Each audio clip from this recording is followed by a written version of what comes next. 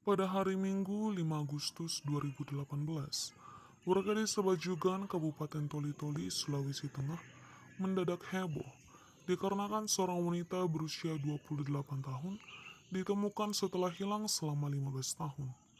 Wanita tersebut diketahui bernama Hasmi. Ia diculik saat masih berusia 13 tahun, tepatnya pada tahun 2003 lalu. Ditemukannya Hasmi berawal dari laporan sang ayah.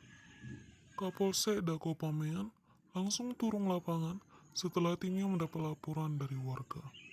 Tim polisi langsung mengunjungi orang tua korban untuk sama-sama melakukan penangkapan terhadap si pelaku.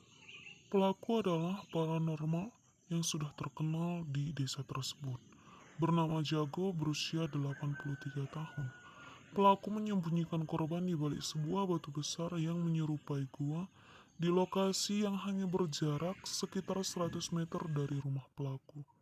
Sebelumnya, aksi pelaku sudah tercium setelah berkembang informasi di kalangan warga desa Bajugan bahwa pelaku sering terlihat membawa seorang anak gadis ke rumahnya jika malam hari tiba. Akan tetapi masyarakat tidak pernah melihat anak gadis itu di rumah pelaku pada siang hari. Orang tua korban mengakui sejak anak gadisnya hilang, mereka sudah pasrah anaknya meninggal dunia. Hal itu sejak tahun 2003 lalu, mereka sempat berusaha melakukan pencarian, namun tak membuahkan hasil. 2 tahun lamanya orang tua mencari korban, akhirnya putus asa dan menghentikan pencarian karena dianggap sudah hilang atau meninggal dunia. Saat ditemukan, kondisi korban dalam keadaan trauma. Korban diduga kuat telah mengalami kekerasan seksual hingga hamil selama dalam masa penculikan. Banyak orang menganggap korban banyak memiliki celah untuk melarikan diri dari tempat tersebut. Tetapi diyakini korban telah dicuci otaknya oleh sang pelaku. Ternyata selama diculik dan disekap di dalam gua selama 15 tahun, Hasmi sudah 6 kali dihamili oleh Jago dan setiap anak yang dilahirkan selalu dibunuh olehnya. Awal terbongkarnya aksi pelaku karena terjadi percekcokan antara pelaku dan kakak korban di rumah pelaku, tepatnya malam sebelum korban ditemukan. Keduanya bertengkar dan saling memaki.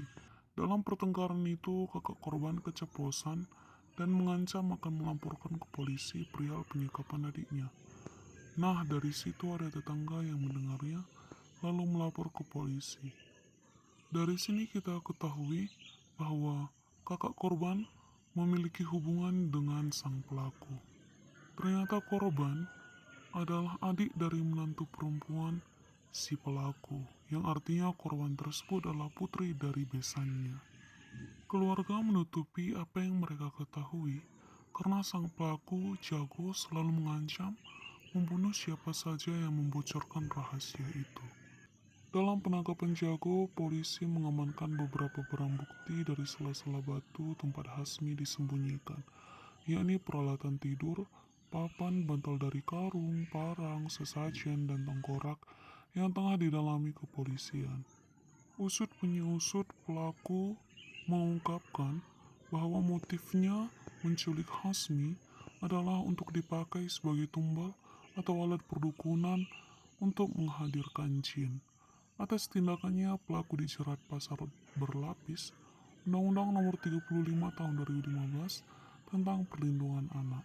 Sementara itu, korban Hasmi telah dibawa ke Rumah Sakit Umum Mokopindo, Toli-Toli untuk menjalani visum.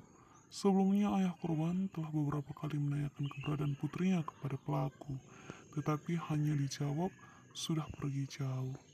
Saat ditemukan, korban hanya mengenakan 3 buah sarung untuk menutupi dirinya. Warga kemudian berinisiatif memberi korban selembar baju dan sarung. Dengan kondisi menangis, ia pun mau ditatah diajak pulang. Meskipun awalnya ia enggan untuk keluar dari tempat tersebut.